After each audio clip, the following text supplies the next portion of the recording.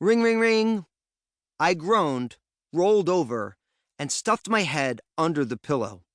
My machine would pick up the call. The sun wasn't even up yet, so that meant it was way too early for me to be up. I needed every minute of sleep I could get. Silly East Coasters, I thought. It's been 3 years. After completing college in my native state of New Jersey, I picked up and moved west. I spent a few years living in beautiful Southern Oregon before transplanting to the San Francisco Bay Area, living in Marin County. But I understood the deal. Right now, 3 time zones east of me, my friends and family would be having their morning coffee, thinking they had a nice chunk of time to call a buddy. Problem was that if the buddy was me, they'd wake me up because of the time difference. This was pretty common on the weekends, which was bad enough for a young lad such as myself. But today was a weekday.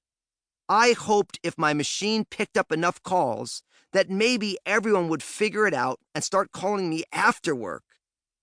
Either that, or I'd have to go straight Jersey on them, throwing down the gauntlet and saying, no one is allowed to call before lunch. I kid. If you know me at all, you know I would never yell at someone over the phone. I'm just letting you in here and sharing my inside voice with you. After 5 rings, my machine clicked on. Remember, this was when phones still had a cable attached to the wall, and there was another mysterious box that recorded your messages for you. If memory serves me correct, I think mine still had little cassette tapes in it. No age jokes, please. I had the volume down, but I knew the person on the other end was hearing the smooth sound of a certain Daniel Fusco, breaking down for them the exact info I wanted them to leave me so that I could call them back. Finally, back to sleep. Except the phone rang again. My machine picked it up again. Why is someone bugging me so much? What's so important?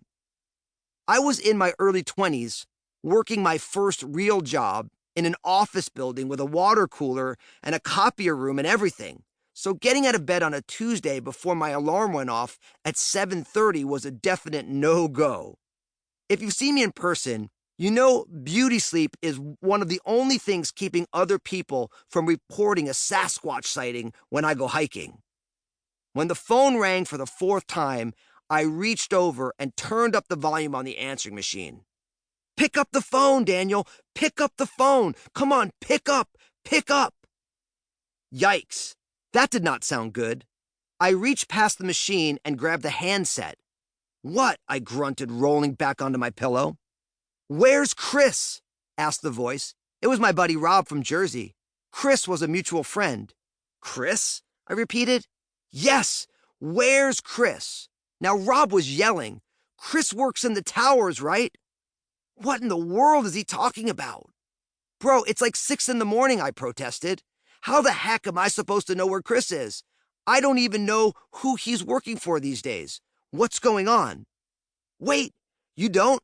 Oh, man, you're 3 hours behind. You're not going to believe this. Go and turn on the television right now. Any channel. There's a huge thing going on with the Twin Towers, and I think Kris works there. Click. I sat up, stunned. Nothing was making sense. And to make matters worse, I didn't have a TV.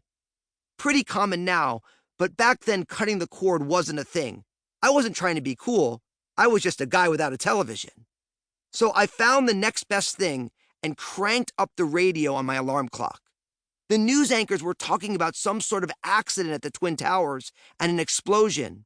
I didn't catch the whole story, but just the tone of their voices was chilling. I jumped into sweats, pulled on a hoodie and some flip-flops, and I raced out the door to my car. I had to get to a television and find out more.